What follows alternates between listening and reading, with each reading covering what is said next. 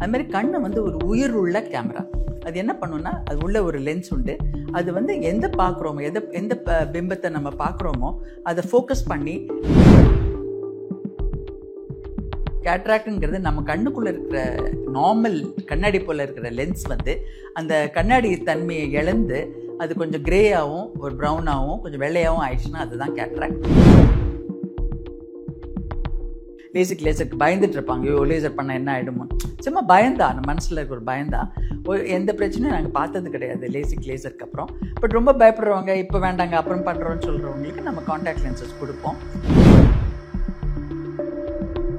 இப்போல்லாம் மோஸ்ட்லி முன்னாடிலாம் hard contact lens, semi soft contact, gas permeable contact லென்ஸ்லாம் போட்டுட்டு இருந்தாங்க. இப்போ mostly people are using only soft contact lens.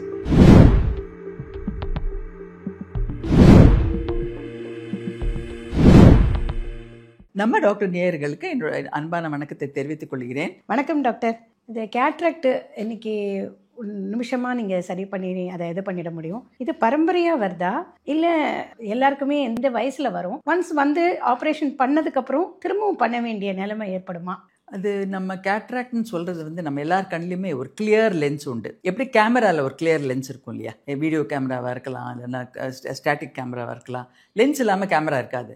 அது மாதிரி கண்ணை வந்து ஒரு உயிர் உள்ள கேமரா. அது என்ன பண்ணுன்னா, அது உள்ள ஒரு லென்ஸ் உண்டு. அது வந்து எந்த பார்க்குறோமோ, எந்த பிம்பத்தை நம்ம பார்க்குறோமோ அதை ஃபோக்கஸ் பண்ணி நம்ம ரெட்டினான்னு ஒரு ஸ்ட்ரக்சர் நம்ம கண்ணுக்குள்ளே இருக்கும், விழித்திரை, அங்கே அனுப்பிட்டு அங்கேருந்து மூளைக்கு அனுப்புவோம். அதுதான் நம்மளோட கண்ணோட ஃபங்க்ஷன். இந்த லென்ஸ் வந்து நம்ம சின்ன வயசில் நம்மளுக்கு இப்போ 20s 30s இருக்கிறோன்னா நம்மளுக்கு கிளியராக இருக்கும், கிறிஸ்டல் கிளியராக இருக்கும். எப்படி நம்ம கண்ணாடி கிளியராக இருக்கும் அந்த மாதிரி கிளியராக இருக்கும். ஆனால் எப்படி நம்ம தலைமுடி நரைச்சிருது இல்லையா, ஒரு 40 வயசு 50 வயசில் லேசாக அந்த கருப்பு முடி வந்து கிரேயாக ஆரம்பிக்கிறதுல, அதே மாதிரி இந்த லென்ஸும் கிளியராக இல்லாமல் கொஞ்சம் அதில் வந்து இந்த கிரே கலர் இல்லைன்னா வெள்ளை கலர் இல்லைன்னா லேசாக ப்ரௌன் கலர் மாதிரி கொஞ்சம் மாற ஆரம்பிக்கும். அதுதான் கேட்ராக்ட். கேட்ராக்ட்ன்றது ஒரு புதுசாக ஒன்று வளருதில்லை.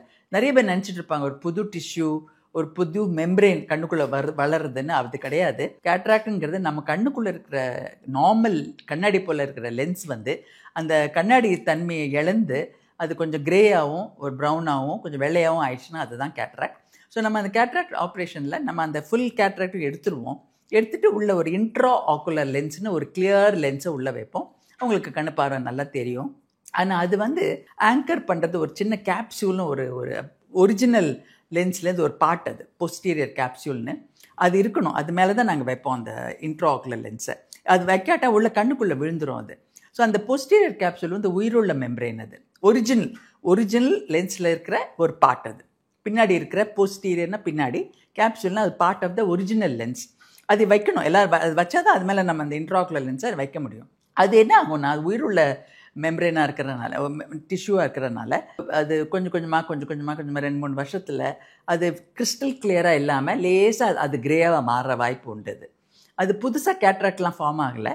ஏற்கனவே நாங்கள் விட்டு வச்சுருந்த, நம்ம விட்டு வைக்கணும். எல்லா சர்ஜன்ஸும் அது உள்ளே வைப்போம். அது மேலே தான் நம்ம இன்ட்ராகுலர் லென்ஸை வைப்போம். அது சிலருக்கு வந்து ஒரு 4-5 வருஷத்தில் அது கொஞ்சம் கொஞ்சமாக கிரே கலரில் ஆகிடலாம். சிலருக்கு வந்து கொஞ்சம் ஏர்லியாகவே ஒரு 2-3 வருஷத்துலேயே ஆகலாம். சிலருக்கு 10-15 வருஷத்துக்கு அப்புறம் ஆகலாம். ஆனால் எல்லாருக்குமே அது கொஞ்சம் கிரே ஆகிடும்.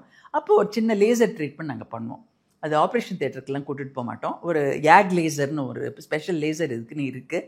அது வந்து அந்த சின்ன ஓப்பனிங் வந்து அதில் பண்ணிட்டேன்னாக்க திருப்பி வந்து பழையபடி பார்வை அவங்களுக்கு தெரியும். இது நேச்சுரலாக நடக்கிறது தான். அது பயப்பட வேண்டிய அவசியமே இல்லை. டாக்டர், இப்போ அட்வான்ஸ் சிகிச்சை முறை நிறைய வந்திருக்கு. என்னென்ன மாதிரி ஒவ்வொரு பிரச்சனைக்கும் என்னென்ன மாதிரி அட்வான்ஸ் சிகிச்சை பற்றி சொல்லுங்கள் டாக்டர். ட்ரீட்மெண்ட் நம்ம கண்ணு பார்வை கோளாறு, மயோப்பியா, ஹைப்பர்மெட்ரோப்பியா அந்த மாதிரிலாம் இருக்கும்போது, மயோப்பியானா மைனஸ் நம்பர் கண்ணாடி போடுவாங்க.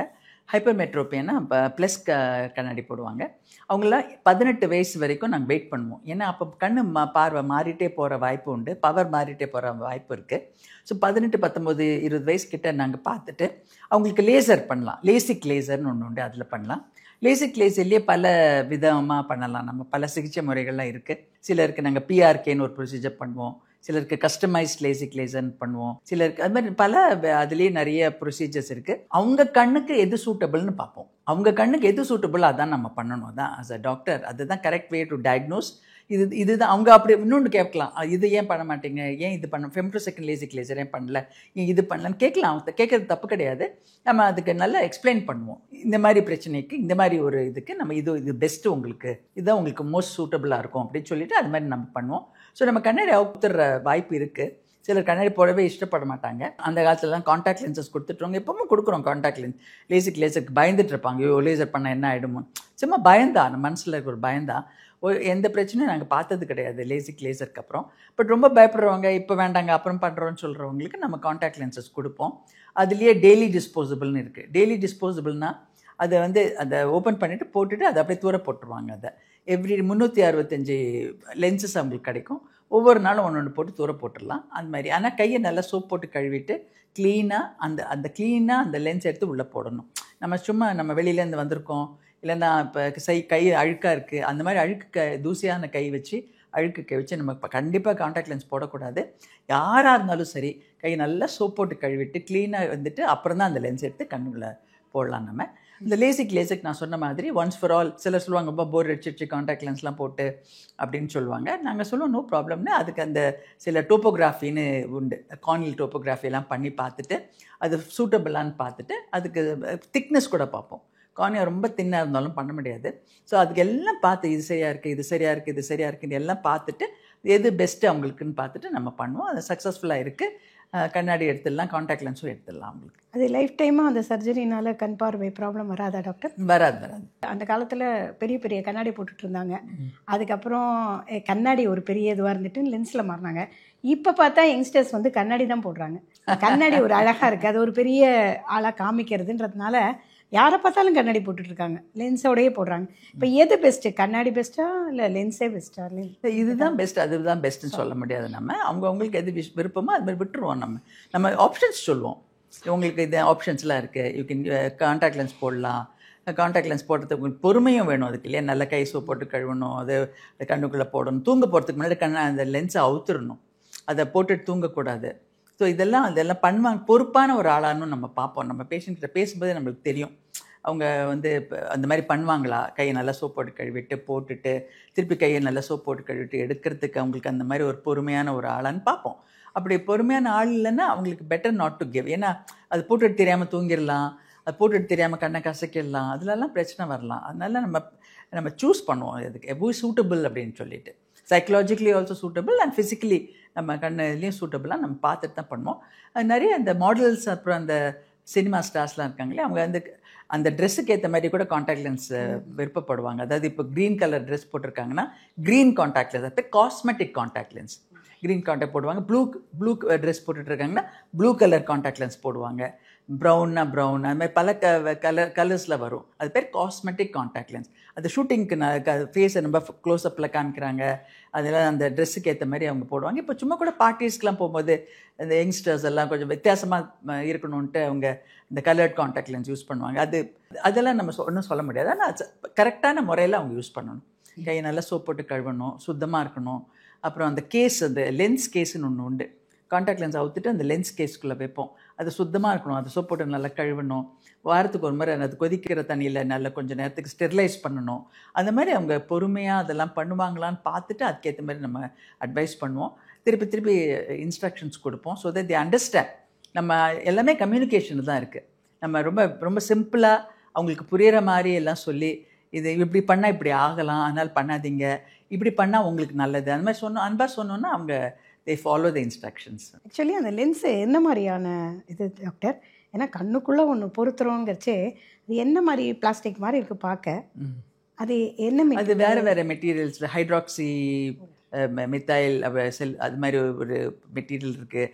பிஎம்எம்ஏன்னு ஒன்று உண்டு, ஆக்ரிலேட், அது மாதிரி பாலிமித்தைல் மெத்தாக்ரிலேட்னு சொல்லுவோம். இட் வேரிஸ், அதோடைய அந்த கெமிக்கல் இது வெரி ஆகும். இப்போல்லாம் மோஸ்ட்லி முன்னாடிலாம் hard contact lens, semi soft contact, gas permeable contact லென்ஸ்லாம் போட்டுட்டு இருந்தாங்க.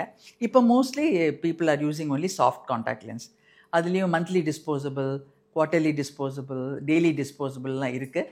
அவங்களுக்கு எது வேணும்னு பார்த்து அது மாதிரி அவங்க வாங்கிப்பாங்க. அது இப்போ டே டு டே நம்ம வந்து அந்த கண்ணை என்ன மாதிரி பாதுகாத்துக்கணும், என்னெல்லாம் பண்ணலாம், எப்படி பயிற்சி ஏதாவது இருக்கா அதுக்குன்னு ஒரு எக்ஸசைஸ்ன்னு சொல்லுவீங்க இல்லையா, அந்த மாதிரி என்ன மாதிரி இருக்குன்றத exercises are there. That is நம்ம இப்போ சொல்லுவாங்க கண் எக்ஸசைஸ் பண்ணி கண்ணை ஸ்ட்ரெங்தன் பண்ணோம்னா பண்ணலாம். நம்ம டிஃப்ரெண்ட் டைரக்ஷன்ஸில் பார்க்க சொல்லலாம். இப்படி ஒரு கை மாதிரி வச்சுட்டு இந்த மாதிரி எக்ஸ்ட்ரீம் லெஃப்ட் சைடு, அப்புறம் எக்ஸ்ட்ரீம் ரைட் சைடு, அப்புறம் மேலே கீழே, அப்புறம் ஒப்ளீக்காக இப்படி அது அப்படியே ஃபாலோ பண்ணி நீங்கள் பண்ணலாங்க. அந்த தலையாட்டக்கூடாது, கண்ணை மட்டும் அப்படி உருட்டி பண்ணிங்கன்னா இந்த மசில்ஸ் எல்லாம் கொஞ்சம் ஸ்ட்ரெங்தன் ஆகும் கண்டிப்பாக. அப்புறம் வந்துட்டு கண்ணை கசக்காமல் இருக்கிறது நல்லது. as much as possible நம்ம கண்ணை தொடக்கூடாது. சிலருக்கு அந்த ஹேபிட் மாதிரி இருக்கும், எவ்ரி 5 minutes இப்படி எடுப்பாங்க, ஒன்றுமே இருக்காது கண்ணில், ஆனால் அவங்க எடுப்பாங்க. அப்போது வந்து அவங்க அந்த மாதிரி அவங்களுக்கெல்லாம் அடிக்கடி இன்ஃபெக்ஷன் வரும், அலர்ஜி வரும், இன்ஃபெக்ஷன் வரும், கண்ணில் கட்டிகள்லாம் வரும். ஸோ நான் அன்பாக சொல்லுவோம், நாங்கள் நீங்கள் கண்ணை தொடவே தொடாதீங்க. உங்களுக்கு நீங்கள் காலையில் குளிக்கிறதோட சரி, குளித்த பிறகு நீங்கள் ஃபேஸை நீங்கள் துடைப்பீங்க, அதோட சரி. அப்புறம் கண்ணை நீங்கள் ஒன்றுமே சும்மா டிஸ்டர்ப் பண்ணாதீங்கன்னு சொல்லுவோம். அவங்களும் புரிஞ்சுப்பாங்க. அப்புறம் வந்து ஏதாவது ஒரு ப்ராப்ளம் இருந்தாலும் உடனே கண்ணு டாக்டர் போய் பார்க்குறது நல்லது. எந்த ப்ராப்ளமும் ரொம்ப பெருசாகிறதுக்கு முன்னாடி நம்ம அதுக்கு ட்ரீட்மெண்ட் ஆரம்பிச்சிட்டோம்னா அது முளையிலேயே அது கிளியர் இல்லாத. நம்ம டாக்டர் சார்பாக எங்களோட நன்றியை தெரிவிச்சுக்கிறோம். வணக்கம் டாக்டர். வணக்கம், நன்றி.